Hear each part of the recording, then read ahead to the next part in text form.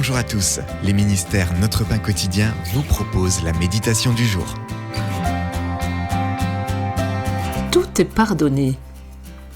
Dans une de ses courtes histoires, Ernest Hemingway nous présente un conte portant sur un père espagnol qui souhaite se réconcilier avec son fils. Il met une annonce dans un journal local « Paco, retrouve-moi à l'hôtel Montana, mardi midi, tout est pardonné ».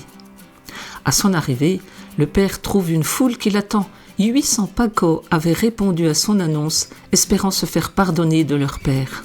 Cette histoire touchante qui parle de notre propre désir profond de pardon me rappelle une parabole de Jésus. Un jeune homme quitte son père pour vivre dans la débauche, mais il ne tarde pas à se retrouver dans le besoin.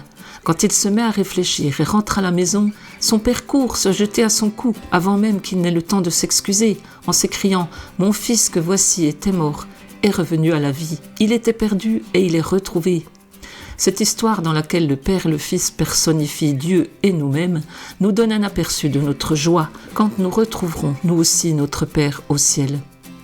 Le pardon soulage une âme coupable, mais pour cela, nous devons recevoir ce qui nous est offert en cadeau. Hemingway ne nous dit jamais si, dans l'histoire, le Père retrouve son propre Paco. Dans la parabole de Jésus, le Père retrouvera-t-il ses fils et ses filles ? Il a les bras tendus et attend que nous nous y jetions. C'était un texte de Sheridan Voysey. Comment vous sentiriez-vous à la place du Père de Paco ? Qu'est-ce qui vous empêche de recevoir le pardon divin ?